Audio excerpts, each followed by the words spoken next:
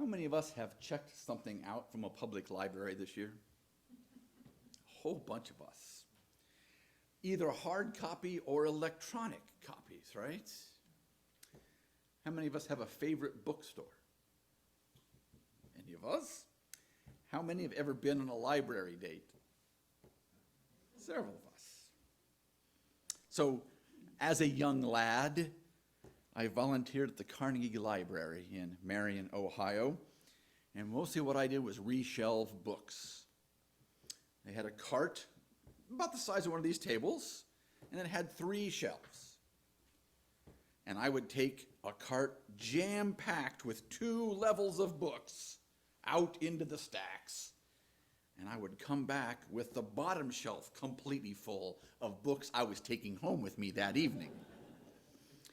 I don't think I ever had fewer than 8, and I know it was over a dozen several times. What a great job. I didn't get paid a cent for that, but I had access to these amazing books. Since then, I've also become a connoisseur of various bookstores.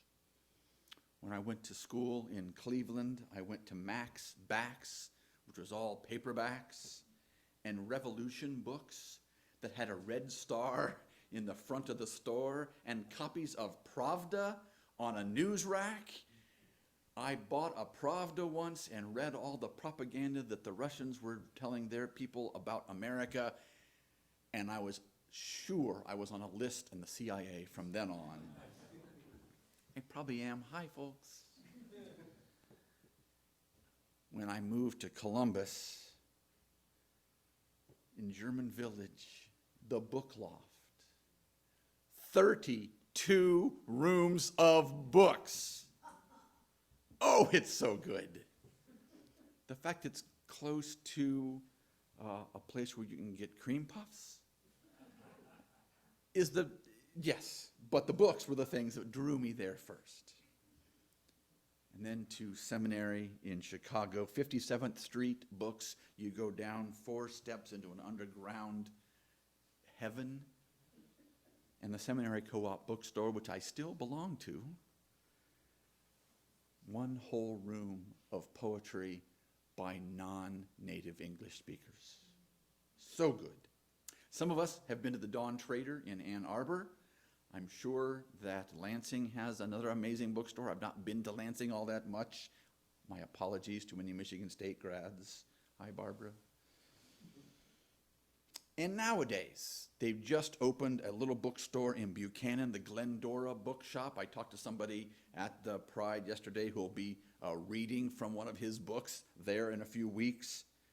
The New Story Community Bookstore in Marshall, Michigan, who has their tagline, their mission, New Story Community Books is a social enterprise committed to cultivating an engaged and empathetic literary community in all of Calhoun County. Doesn't say a thing about selling books. It's creating community, an engaged community. And possibly my favorite of all of these is the Brain Lair books. How many of us have been to Brain Lair this week? Yes? Amazing, right? Their tagline, uplifting marginalized voices. A significant percentage of the books I use, for the Story for All Ages, comes from Brain Lair books. They have indigenous authors, they've got authors of color, they've got LGBTQ books for children, youth, and adults. It's so good, I will talk more about them in a little while. We talked about library dates. Becky and I, the most recent library date we were on went to the Elkhart Public Library, which is a nice little place. Becky likes to go read periodicals for a while first. I'd like to go just peruse the stacks. And that's where I found the biography of Kierkegaard that I used for the sermon here a few months ago. So I recommend to you the Elkhart Library. It's a great place for a date. And it's just amazing how walking in, and I am no longer a youth or youthful person, shall we say, And still, walking into the library together makes our spirits soar and we feel like skipping. Our second most recent library date was a fundraiser for the St. Joe County Public Library, where they had a book fair. Just like we used to have in elementary school. You could buy books and take them home with you, or you could buy the books and leave them there for the children's library throughout St. Joe County. Did anyone else go to I saw some of us here. The nostalgia of those scholastic book sales and that little flyer that came, and oh my God, it was so good.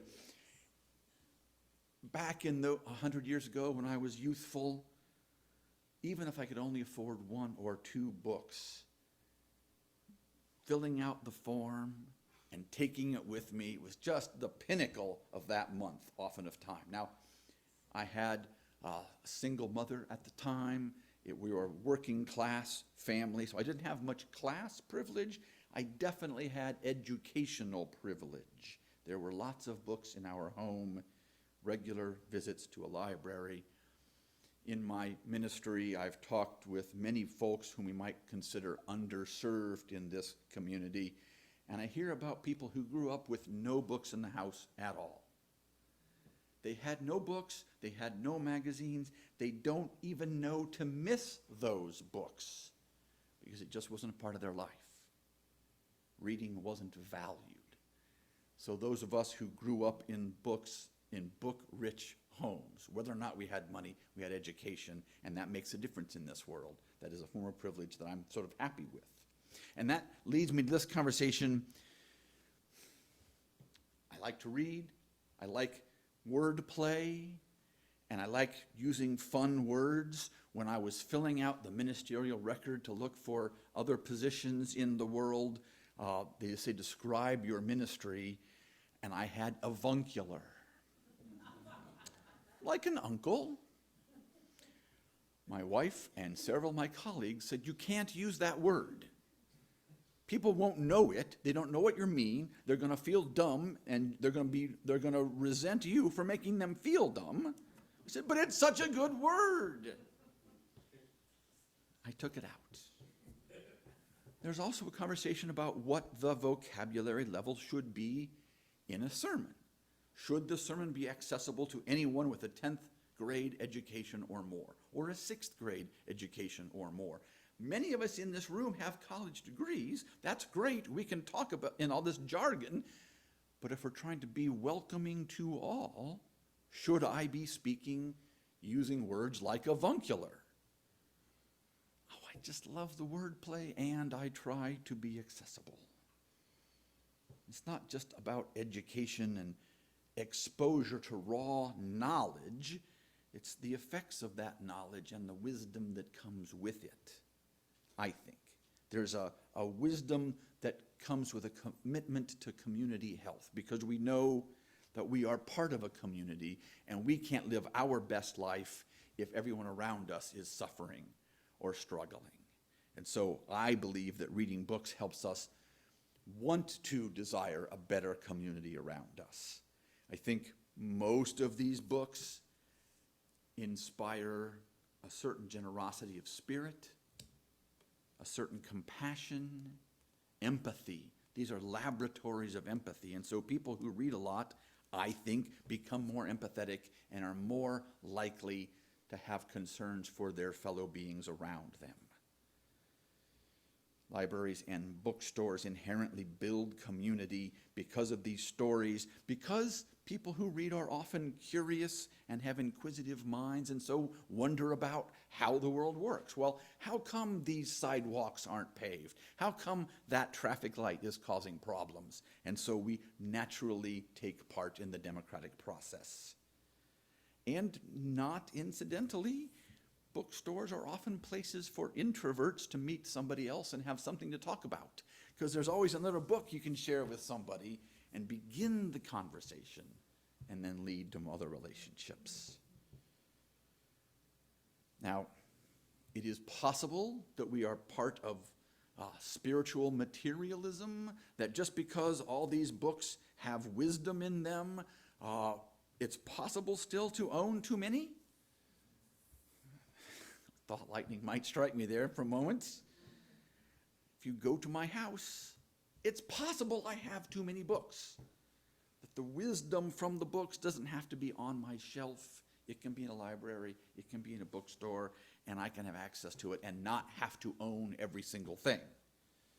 Oh, but it is so good to have them and just be able to touch them and bring them out whenever you want. So, aside from spiritual materialism, it is good to read books, to have access to books, because as Rhodey wrote, if we don't let our fears have dominion, in the midst of bewilderment we might find clarity, and in the midst of nourishing another we may nourish ourselves. I think the advertisements on TV tell us you need to buy specific things, you need to own specific things, you need to go to specific places to have a fulfilling life. And these books tell us that's not the case, that in fact, inside us, we have the inner resources that we need to feel better about ourselves and our situation. And that's why it's good to have books and bookstores around, because it reminds us of our own capacities. And all this was spectacular until the mid-90s, when Jeff Bezos created Amazon. Which is a wonderful thing, and many of us need Amazon to get things delivered to our homes. I want to affirm and promote that idea. And even apart from Amazon, there are so many books online. I don't need to look at my books anymore. I've got boxes of books I haven't opened for a while because I can find them online and get what I need. That's useful. Amazon buys in such an economy of scale that they can offer discounts and free shipping and get it to you same day delivery. That's valuable in some ways, but it doesn't create community. It doesn't instill passion. It doesn't introduce you to other people in your community. It doesn't promote democracy. In fact, it increases the isolation and corrodes a sense of belonging, because you get the books you want on your time and you don't have to deal with anybody else. You know, it's nice to have books delivered immediately. It's nice to have a discount, but a democratic, caring community is worth that 99 cents that you pay for this book. So, I'm encouraging us. I'm not saying never buy anything from Amazon again. I am saying maybe buy stuff from your local bookstores as often as you buy something from Amazon. And here's the thing. In this month's Advocate magazine is an article about Brainlair Books. Kathy Burnett said Brainlair Books quickly became a safe haven for young readers, especially LGBTQ youth. The store's emphasis on inclusive literature built empathy and fostered understanding in the community. However, the increasing number of book bans by conservative leaders targeting diverse voices has severely impacted the bookstore. School teachers don't buy books there anymore because they're afraid they'll get in trouble, because someone's parent's going to come in and go off on them and get them fired. School librarians don't buy a box of books anymore because they're afraid they'll lose their job because of these book ban laws. And so, Kathy reports that Brainlair Books is in a world of hurt right now. They have created a nonprofit, Our Stories, Our Future. They are trying to get donations to help them keep doing the uplifting of marginalized voices that they do. If you haven't bought a book from them recently, please go do it. If you would like to support them, go to their website, Brainlair Books, and contribute to their fundraising. If you just want to give somebody a gift, go get a gift card from Brainlair Books and give them that gift card. I don't know your situation. I don't know what kind of money you have or how many books you need to buy in your life. But sometime this month, if you're going to buy a book anyway, please consider getting it from Brainlair Books or some other independent bookstore, and keep our community and our democracy healthy and happy. So may we be. Thank you.